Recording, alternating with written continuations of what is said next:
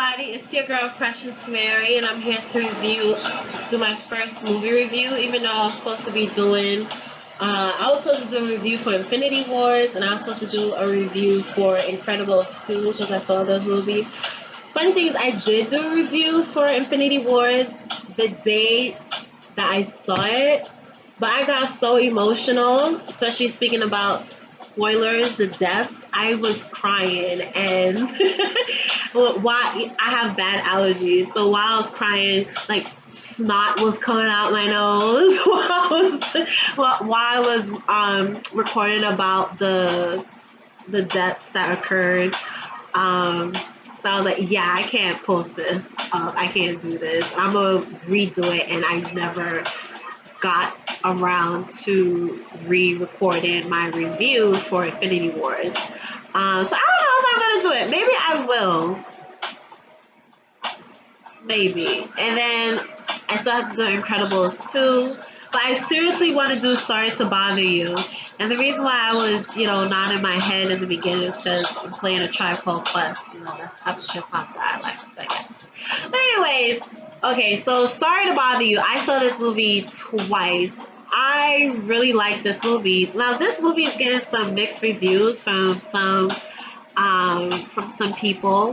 But I personally, for me, I enjoyed this movie. It was different, and it tackled a lot of things. I'm not sure if it really tackled on capitalism, but it did tackle on code switching, something that minority people do, slave labor, and it's not like slave labor that's blatantly obvious. It's hidden, that subtle slave labor, if you get what I mean.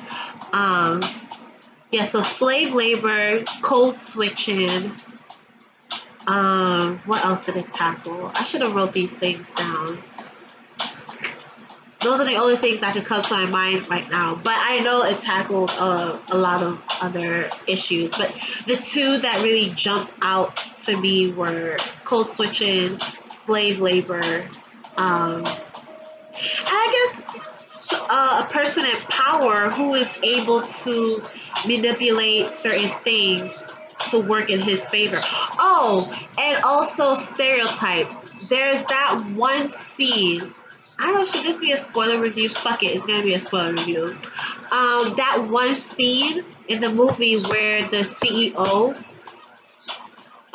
he is basically asking Cash, our main character, he's black, to do stereotypical things that he thinks that all black people are able to do. For instance, he was asking Cash to share his story of any gangster shit that he did. And Cash is like, I lived in that part of the neighborhood, but for the most part of it, I never did any type of gangster shit. And you could tell that his boss was sort of disappointed in him. So he was like, well, okay, fine. Since you don't want to share any gangster stories, why don't you rap for us? I know you could do that. And Cash said, well, I do listen to hip hop, but it's not as if I can rap. And his boss put him on the spot. He was like, no, you're gonna rap. It kind of reminded me of those, minstrel shows. Not even minstrel shows, but when slave master or whoever will probably ask his black slave or servant, whatever, to perform or do something. It was like a little pet. Like, I felt as if in this scene, the boss was treating Cash like a pet. Oh, perform for us white people, because I know you're able to do that. And Cash didn't. He doesn't know. Yes, he's black, but he doesn't. He doesn't know how to do these things. It's sort of like how, like, I remember watching some television shows, and it's not just even television shows, just hearing from other black people. If they went to a predominantly white school, let's say they were playing basketball during recess, the white kids, the captains of the team that happened to be white, they will always pick the black kid first because they assume that the black kid knows how to play basketball very well. So it's sort of the same thing in this case. And that scene, it was so cringy. I remember the first time I watched it, when I watched the movie, I was just sitting there like, what? Especially when he had to make up a rap, and the white people were just repeating after him, you know. Um, I just remember just that scene. I was just quiet. I was like, whoa. And I remember there was a white girl sitting next to me. She didn't know whether to laugh or or be shocked at it. um, then the second time I saw it, everybody was laughing in the movie theater. I went to a different movie theater. This time I was with friends. Everybody was laughing at that scene. So yeah, that scene was just, it was cringy. It like at first I was laughing at it, but when he kept going along with the rap, and then the white people started repeating after him. Basically, he was horrible at first. He was like, "My name is Cash." You know, he's struggling to rap with that, and then he just, all the white people looking at him like, "You're a fucking disappointment," you know. And then all of a sudden, Cash went, "Nigga shit, nigga shit, nigga, nigga, nigga shit, nigga shit, nigga shit, nigga, nigga, nigga shit," and then the white people started to repeat after him, and I was like, "What?" Like that was my reaction to it. Um, and but yeah, that's the scene that got to me. But let me start from the beginning, and let me get straight to the point. So Cash is this black guy. He's struggling to find work. He's unemployed. He lives in his uncle's garage with his girlfriend, played by Tessa Thompson. I forgot the girlfriend's name. I'm gonna call her Earrings because basically she wears these fancy earrings that have little messages on it, which I kind of like. Um, and eventually he does get a job offer through his friend, um, and he gets a job as a telemarketer. So he has to stay with the script, stick to the script. They give him a script, he has to follow that script. And so at first he's not able to make any sales. And the reason why he's not able to make any sales is because he's using his own authentic voice. So eventually, this character that's played by Danny Glover gives Cash some advice. He's like, if you want to make some sales, you got to use your white voice.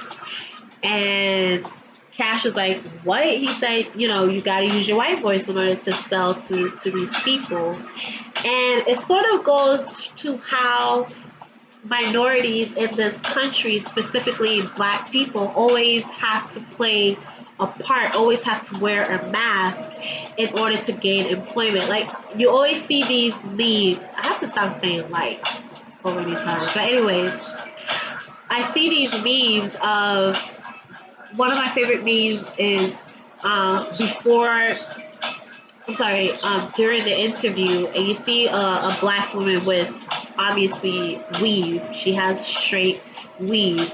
And then after she gets the job, when you get the job, then the other side, the other picture said, when you get the job, you see a black woman with an afro. So black people always have to play this survival tactics where we have to assimilate in order to have a similar lifestyle that white people have in this country. So I think it just speaks to that. In order for Cash to make a sell, to be productive in his job, he has to put on this white voice. earlier in this video, I mentioned code switching, and it's similar to that. Insecure. I fucking love that. I'll always mention Insecure. Remember when Molly went and spoke to the other black girl that was working at the law firm? I forgot her name. What's her name? Rashida? Well, if it wasn't Rashida, I'm gonna name her Rashida. And Molly told her, "Yo, you gotta tone down your voice." And Rashida was like, "Well, I got this job just being me, you know." Because Rashida, she was just her plain self. She'll be the way she was carrying herself in the office in this predominant white space is very similar to how Rashida interacts with her friends. You get what I'm saying? So she'd be like, "Hey, ow," you know, she's laughing, doing all this stuff, being loud and all that stuff. So Molly, she's like, you know, "Rashida, I'm just looking out for you. You need to tone that down. You can't really do that. You can't really do that here in this office."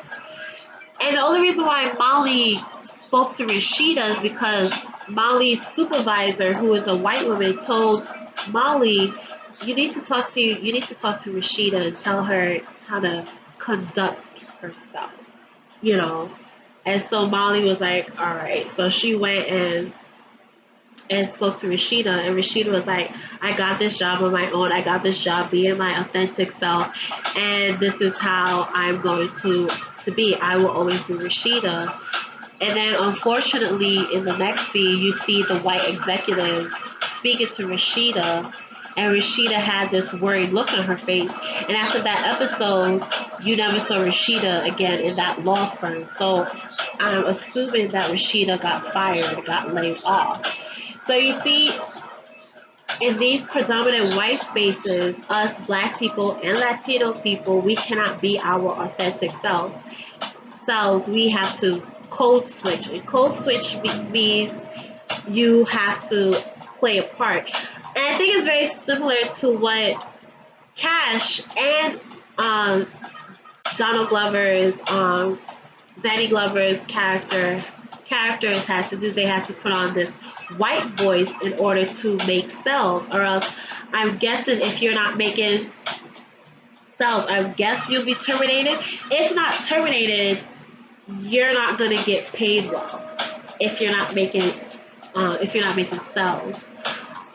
So it's very similar. So it's like Rashida. Rashida didn't code switch. She didn't put on her, I guess I don't want to say white face. She didn't put on this act, and because of that, she was terminated from her job. Molly, on the other hand, we see how she interacts, how she talks with Issa, how she talks with the rest of her friends, I remember the first episode when they were doing a little monologue on Molly, you see her playing dominoes with the security guards that work at her law firm, and she's, you know, slapping the dominoes down, speaking in Spanish, you know, doing a little curse like "Toma, bitch," or whatever she said.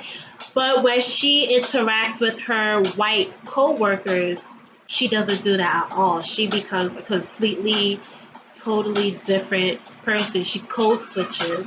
And I think like I said, it's a survival mechanism that us black people and Latina people that we have to do in order to enjoy some sort of lifestyle. Yeah, to enjoy some sort of lifestyle. So Cash, he was like, at first it didn't make sense to him, but then when Donald, you know, demonstrated his white voice to him, Cash was like, "Okay, all right, I'll do this." And then all of a sudden, when he started using his white voice, he started making sales. More callers were willing to listen to him. More callers bought for him because they assumed that he was white. And it goes on to the stereotype of how white people seem more trustworthy, whereas black people are not. You know, so that's why he was able to make these sales. He was able to be successful. So fast forward, he's making all these sales. Some of his co-workers, Squeeze, played by Steven Yeun, aka Glenn for The Walking Dead. It was so good to see him. Squeeze is planning this protest, and he wants Cash to join him, and they're basically protesting for better benefits, for higher pay.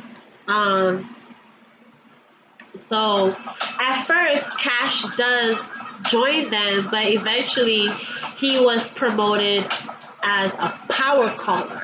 So a power caller is a telemarketer who's able to make a significant amount of sales, or even go even beyond the standard. And now he's put upstairs with the power callers. So the power callers, it's a whole different world. They're more privileged. They have better call-in booths, I guess, and they're not talking to regular people. They're not talking to higher clientele. The guy that's in Power, I don't watch Power. I guess I should get into it. But the actor that plays Ghost, he plays one of the callers who trains Cash on how to be a power caller, on how to basically telling Cash who he's speaking to. So basically, the power callers, the higher clientele that they speak to are people that have influence in government, that have influence in even in wars. I remember he said before they drop a bomb in Pakistan, who do you think calls the people? How did he say it?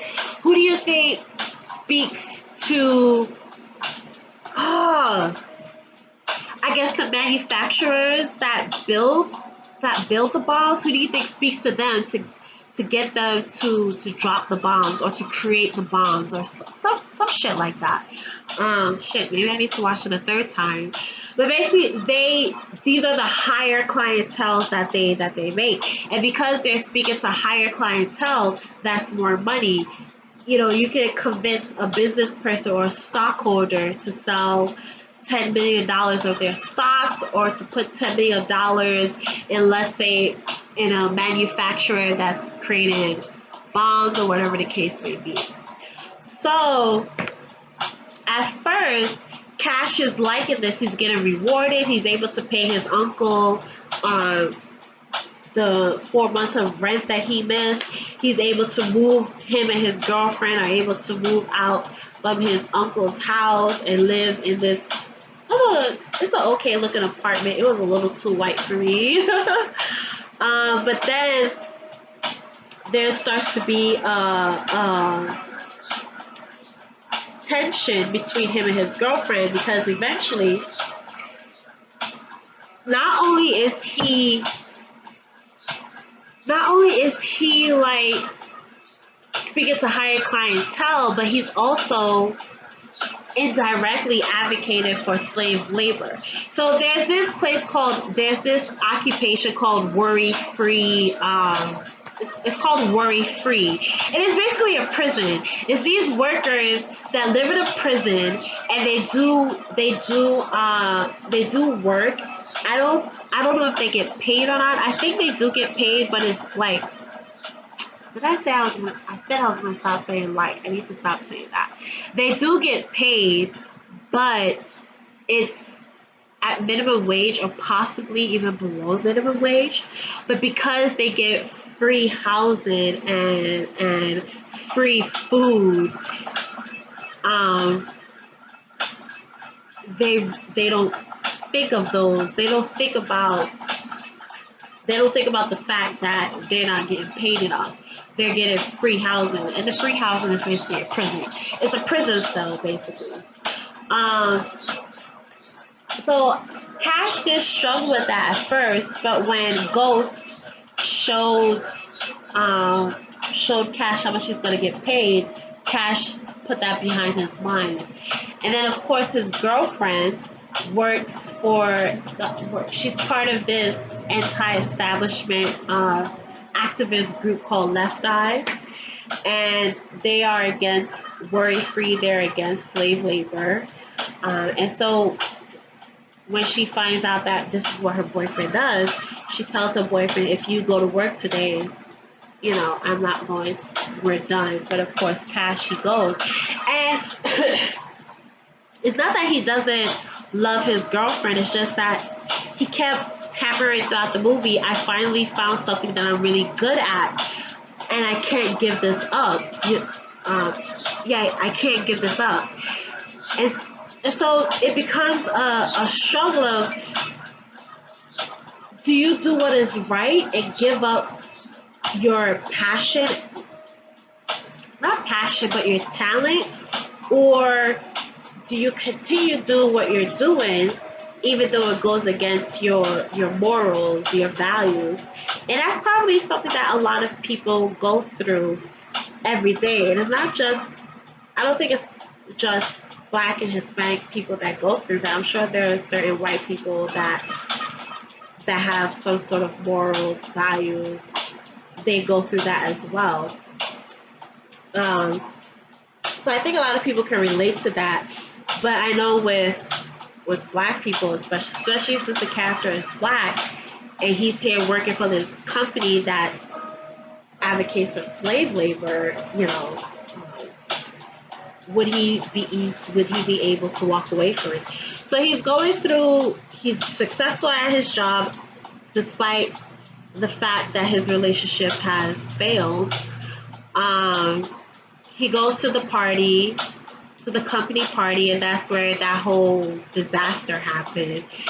The rapid disaster happened, and after the rapid disaster happened, he felt like shit. And Ghost comes to him. He's like, don't do that. You have a good opportunity. Go through. He basically gives Cash the direction to where the boss is, and he tells him, go speak to the boss.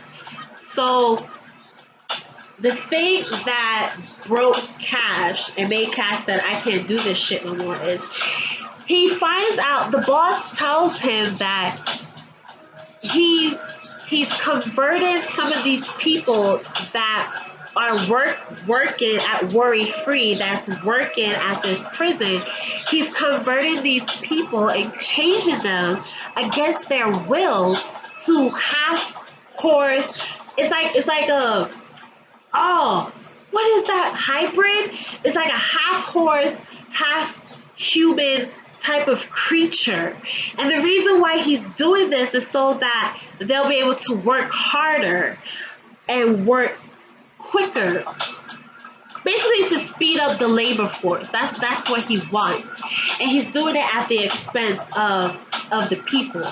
It doesn't matter how these people feel. It doesn't matter the side effects. And Cash finds these people by mistake, and they're in pain, they're shouting for help, and the boss is like, listen, don't think about that. I'm not crazy. I'm the good guy. I want you to lead them. I want you to be like the Martin Luther King of these. I think he called it equestrian. Oh God, I can't pronounce that word. Of these horse people, put out a good image that this is a good thing for the people, and the people will be on our side, and we'll be able to sell this idea to our stockholders. And you'll do this for 5 years. I'll give you $100 million. After 5 years, you're free to go. And Cash, as I said before, he reached a breaking point. He was like, I can't do this. I just can't. So he exposes his boss on television. And instead of his boss being not fired, but his business being shut down or anything, instead the shareholders supports the boss, and even gives him more money to continue this horrible this horrible experiment on human beings, and changing them into these half horse, half human people. And so that just drives Cash even crazy. And he's like, no, well, since nobody wants to stop me, we're gonna stop this on our own. So he rekindles his friendship with Squeeze and his other friend. he teased up with his girlfriend, and they create this big protest. Cash, if you didn't catch it in the movie theaters, my friends and I, we were arguing. We had a little, not arguing, but we had a discussion about this. But in the scene, Cash does go to the boss's place because that's where the half horse, half people are, half horse, half humans are. He breaks them out, and this basically starts a whole revolution.